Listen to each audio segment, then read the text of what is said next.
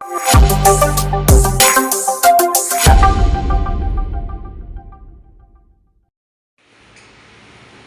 Mass മോട്ടോഴ്സിൽ നിന്നാണ്. Honda Activa 3G വണ്ടി വർക്കിന് കയറ്റിയിട്ടുണ്ട്. ജനറൽ സർവീസ് ആയിട്ടാണ് പറഞ്ഞാണ്.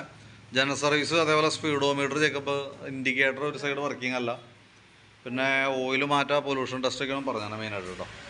അതിനകത്ത് പൊല്യൂഷൻ ടെസ്റ്റിൻ്റെ കേസ് എന്നിപ്പോൾ വിശേഷ ബസ് ആയതുകൊണ്ട് തന്നെ, വിഷു ആയതുകൊണ്ട് പൊല്യൂഷൻ ഉണ്ടാവും എന്നുള്ള ദിവസം അറിയില്ല, പൊല്യൂഷൻ കൗണ്ടർ ഉണ്ടോ എന്നുള്ള ദിവസം അറിയില്ല. നമുക്ക് നോക്കാം കേട്ടോ. ഉണ്ടെങ്കിൽ നമുക്ക് അതും കൂടി കൂട്ടത്തിൽ എടുക്കാം.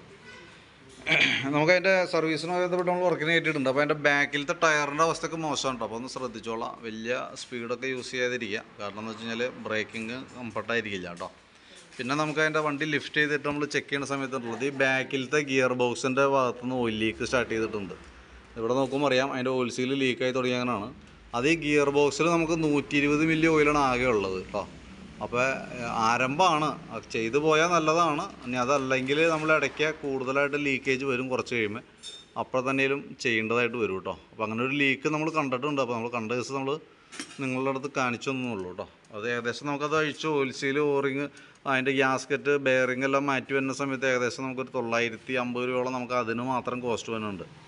അപ്പോൾ നോക്കിയിട്ടൊന്ന് പറഞ്ഞാൽ മതി. ഞാനിപ്പോൾ ഈ എസ്റ്റിമേറ്റിൽ അതിനകത്ത് ഉൾപ്പെടുത്തുന്നില്ല. എസ്റ്റിമേറ്റിൽ നമ്മളോട് പറഞ്ഞേക്കേണ്ട വർക്കിൻ്റെ ഒരു എസ്റ്റിമേറ്റാണ് പറയുന്നത് കേട്ടോ. അപ്പോൾ ഇങ്ങനെ ഒരു കംപ്ലയിൻറ്റ് ഇതിനകത്ത് ഉണ്ട്, അത് ശ്രദ്ധിച്ചോളാം. പിന്നെ ബാക്കിലത്തെ ബ്രേക്ക് ലൈനറൊക്കെ നമുക്ക് അഡ്ജസ്റ്റ് ചെയ്യാനുണ്ട്. ഇപ്പോൾ ഞാൻ ഫ്രണ്ട് വീൽ അഴിച്ചാണ് പറഞ്ഞത്. അതിന് ശേഷം നമ്മൾ ബാക്കും കൂടി അഴിച്ചിട്ട് ബ്രേക്ക് ക്യാമൊക്കെ ഒന്ന് ഗ്രീസ് ചെയ്തിട്ടാണ് റീസെറ്റ് ചെയ്യുള്ളൂ കേട്ടോ. പിന്നെ അതിൻ്റെ എയർ ഫിൽറ്റർ നമ്മൾ ചെക്ക് ചെയ്തു. എയർ ഫിൽറ്റർ കുറച്ച് പൊടിയൊക്കെ ഉണ്ട്, നമുക്ക് വേറെ കുഴപ്പമൊന്നുമില്ല, നമുക്ക് ക്ലീൻ ചെയ്തിടാം. ഹോണ്ടയുടെ കമ്പനി ഫിൽറ്റർ തന്നെയാണ്, ഒറിജിനൽ ഫിൽറ്റർ തന്നെ കിടക്കുന്നത്. നമുക്കൊന്ന് തുടച്ച് ക്ലീനാക്കി റീസെറ്റ് ചെയ്യാം.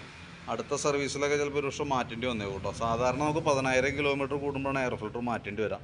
പിന്നെ കൂടുതൽ പൊടിപടലങ്ങളുള്ള വഴിക്കാണ് നമ്മുടെ യാത്രയെന്നുണ്ടെങ്കിൽ ചിലപ്പോൾ ഒരു വർഷം പെട്ടെന്ന് മാറ്റേണ്ടി വരാറുണ്ട്. 10,000 കിലോമീറ്ററിന് മുമ്പ് തന്നെ കൂടുതലായിട്ട് അടയാണെന്നുണ്ടെങ്കിൽ നമുക്ക് മാറ്റേണ്ടി വരും. ഇതിപ്പോൾ നമുക്ക് ക്ലീൻ ചെയ്ത് റീസെറ്റ് ചെയ്താൽ മതി.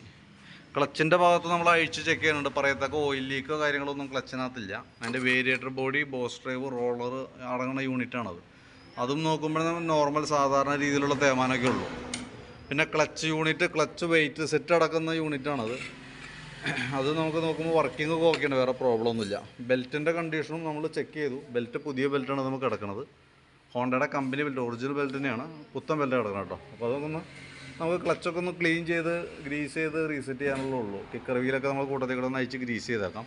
ക്ലച്ചിൽ വേറെ പറയത്തക്ക പണിയൊന്നുമില്ല കേട്ടോ. നമുക്ക് സർവീസിനകത്ത് നമ്മളത് ചെക്ക് ചെയ്യാനും ഗ്രീസിങ് ആവശ്യമാണെങ്കിൽ ഗ്രീസ് ചെയ്യണം, ബെൽറ്റിൻ്റെ കണ്ടീഷൻ നോക്കണം, റോളർ ചെക്ക് ചെയ്യണം, ബെൻഡെക്സിൻ്റെ ഭാഗം ചെക്ക് ചെയ്യണം. അതിനൊക്കെ വേണ്ടിയിട്ടാണ് നമ്മൾ ക്ലച്ച് യൂണിറ്റ് അഴിക്കണത്.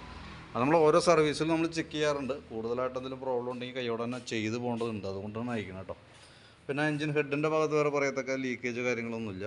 ചോക്കിൻ്റെ കേബിൾ നമ്മൾ ചെക്ക് ചെയ്തു, വർക്കിംഗ് ഓക്കെയാണ്. ആക്സിലേറ്റർ കേബിളായാലും കുഴപ്പമൊന്നുമില്ല. ആക്സിലേറ്റർ കേബിളിൻ്റെ പ്ലേ ഒരല്പം കുറഞ്ഞു തുടങ്ങിയിട്ടുണ്ട്. തൽക്കാലം വേറെ പ്രശ്നമൊന്നുമില്ല, അതൊക്കെ നമുക്ക് അങ്ങനെ തന്നെ ഉപയോഗിക്കാം. ലിങ്ക് ബുഷൊക്കെ ഒന്ന് അഴിച്ച് ഗ്രീസ് ചെയ്യുന്നുണ്ട്, വേറെ പ്രശ്നമൊന്നുമില്ല. ഗ്രീൻ ബുഷ് ആയാലും വേറെ കംപ്ലയിൻ്റ് ഇല്ല കേട്ടോ. അതൊക്കെ ഒന്ന് അഴിച്ച് ഗ്രീസ് ചെയ്തിട്ടാൽ മതി. ഫ്രണ്ടിലത്തെ ബ്രേക്ക് ലൈനർ നമുക്ക് ഒന്ന് അഴിച്ച് ക്ലീൻ ചെയ്താൽ മതി. ലൈനർ ഉപയോഗിക്കാനുണ്ട്. ബ്രേക്ക് ക്യാമൊക്കെ ഒന്ന് അഴിച്ച് ഗ്രീസ് ചെയ്യാം, റീസെറ്റ് ചെയ്യാം. സ്പീഡോമീറ്ററിൻ്റെ കംപ്ലയിൻ്റ് എന്ന് പറഞ്ഞാൽ ഈ കേബിൾ പൊട്ടിപ്പോയിക്കുന്നുണ്ടോ. അപ്പോൾ കേബിൾ മാറ്റി നമ്മൾ റീസെറ്റ് ചെയ്യുന്നുണ്ട്. ഫ്രണ്ടിലത്തെ ടയറിൻ്റെ കണ്ടീഷൻ നമ്മൾ നോക്കുമ്പോൾ അത്ര ഗുണകരമായിട്ടല്ല. ഇതിൻ്റെ ശരിക്കും പറഞ്ഞാൽ ഫ്രണ്ട് വീലും ബാക്ക് വീലും ഒരേ അളവിലുള്ള 10 ഇഞ്ച് വീലാണ് ഫ്രണ്ട് വീലും ബാക്ക് വീലും. അപ്പോൾ നമ്മൾ ഉണ്ടല്ലോ ഇനിയിപ്പോൾ പുതിയത് എന്തായാലും ബാക്കിലത്തെ പെട്ടെന്ന് തീരാറായിട്ടുണ്ട്. അപ്പോൾ നമ്മൾ എന്താ ചെയ്യേണ്ടതെന്ന് വെച്ചാൽ ഇതിൻ്റെ സൈഡ് നോക്കുമ്പോൾ ഈ സൈഡ് തേമാനം കൂടുതലാണ്, റൈറ്റ് സൈഡ് തേമാനം കൂടുതലാണ്. അപ്പോൾ രണ്ടും ഒരേ സെയിം അളവിലുള്ള വീലാണ്, 10 ഇഞ്ച് വീലാണ് തന്നെ.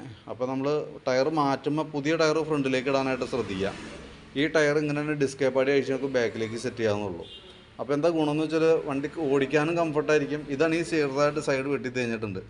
ആ വെട്ടിത്തേയിൽ ബാക്കിൽ കിടക്കുമ്പോൾ അതങ്ങനെ കറക്റ്റ് സെൻട്രലൈസ് ചെയ്ത് ലോഡ് ചെയ്ത് തീർന്നും പോകുള്ളൂ കേട്ടോ. അപ്പോൾ അതൊന്ന് ശ്രദ്ധിച്ചോളാം. ഇതല്ലെങ്കിൽ എന്താ പറ്റുന്നതെന്ന് വെച്ചാൽ ബാക്കിൽ പുതിയ വീലിടുമ്പോൾ ഫ്രണ്ടിലത്തെ കുറച്ച് കഴിയുമ്പോഴത്തേക്ക് ഈ വെട്ടൽ കൂടുതൽ വരും, വണ്ടി പാളിച്ച് വരും, പിന്നെ നമുക്ക് ഓടിക്കാൻ പറ്റില്ല. പുതിയ ടയർ ഇടുമ്പോഴാണ് നമുക്ക് റൊട്ടേഷൻ ചെയ്യാൻ പറ്റുള്ളൂ. ബാക്കിൽ കിടന്ന് ഓടിക്കഴിഞ്ഞാൽ പിന്നീട് നമുക്ക് എടുത്തിടുമ്പോൾ ബുദ്ധിമുട്ടായിരിക്കും. ബാറ്ററി നമ്മളൊന്ന് ചെക്ക് ചെയ്യേണ്ടത് 2020 മോഡൽ ബാറ്ററിയാണ് നമുക്ക് വണ്ടിയിൽ ഇരിക്കുന്നത് കേട്ടോ. ആമറോണിൻ്റെ ബാറ്ററിയാണ് 12 വോൾട്ട് 4 ആമ്പിയറിൻ്റെ ബാറ്ററിയാണ് ഇരിക്കുന്നത്. അപ്പോൾ അതിൻ്റെ വോൾട്ടൊക്കെ നമ്മൾ ചെക്ക് ചെയ്യുമ്പോൾ 12.7 റേഞ്ചിൽ വോൾട്ട് കാണിക്കുന്നുണ്ട്. ഇപ്പോൾ ബാറ്ററി ഞാൻ ടെസ്റ്റിലേക്കൊന്ന് കൊടുത്തിട്ടുണ്ട്. ബാറ്ററി ടെസ്റ്റിലേക്ക് കൊടുക്കുമ്പോൾ അതിനകത്ത് കംപ്ലൈൻ്റ് ആയിട്ടാണ് കാണിക്കണേ. പക്ഷേ സെൽഫ് കാര്യങ്ങൾ വർക്കിംഗ് ഉണ്ട് കേട്ടോ. അപ്പോൾ എപ്പോൾ വേണമെങ്കിലും സെൽഫിൻ്റെ ഒരു പ്രശ്നം നമ്മുടെ വണ്ടിക്ക് വന്നേക്കാം കേട്ടോ. ഇത് ബാറ്ററിയുടെ ആണ്, ബാറ്ററിയുമായി റിലേറ്റഡ് ആയിട്ട് വന്ന കംപ്ലൈൻ്റ് ആണ്.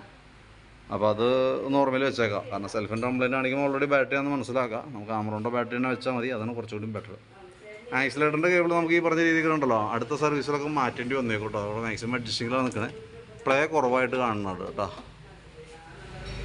പിന്നെ നമുക്ക് നിലവിൽ അതിൻ്റെ സ്പാർക്ക് പ്ലഗ് നമ്മളൊന്ന് അഴിച്ച് ക്ലീൻ ചെയ്തിട്ടുണ്ട്. പുതിയ പ്ലഗ്ഗാണ് കിടക്കുന്നത് കേട്ടോ. ഒന്ന് ക്ലീൻ ചെയ്ത് കയറ്റിയാൽ മതി. അതേപോലെ തന്നെ എൻജിൻ ഓയിൽ മാറുന്നുണ്ട്.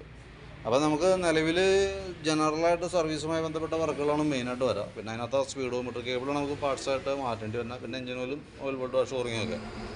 പിന്നെ നമുക്ക് അതിൻ്റെ പൊല്യൂഷൻ കേസ് പറഞ്ഞിട്ടുണ്ട്. അപ്പോൾ പൊല്യൂഷൻ ഈ പറഞ്ഞ രീതിയിൽ അവിടെ ഓപ്പൺ ആണെങ്കിൽ മാത്രമാണ് നമുക്കത് ചെയ്യാൻ പറ്റുള്ളൂ. ബാക്കിത്തെ വർക്ക് എന്തെങ്കിലും കംപ്ലീറ്റ് ചെയ്തേക്കാം. അപ്പോൾ ഞാൻ അതിൻ്റെ ഒരു എസ്റ്റിമേറ്റും ഡീറ്റെയിൽസൊക്കെ വാട്സാപ്പിലേക്ക് ഒന്ന് ഇട്ടേക്കാം കേട്ടോ. എന്തായാലും വൈകുന്നേരത്തേക്കാണ് വണ്ടി എടുക്കാൻ പറ്റുള്ളൂ നമുക്ക്. ഞാൻ നോക്കിയിട്ട് മാക്സിമം നേരത്തെ ആക്കാം. നോക്കിയിട്ട് വർക്ക് കംപ്ലീറ്റ് ചെയ്യുമ്പോൾ വിളിച്ചോളാം കേട്ടോ. ഓക്കെ.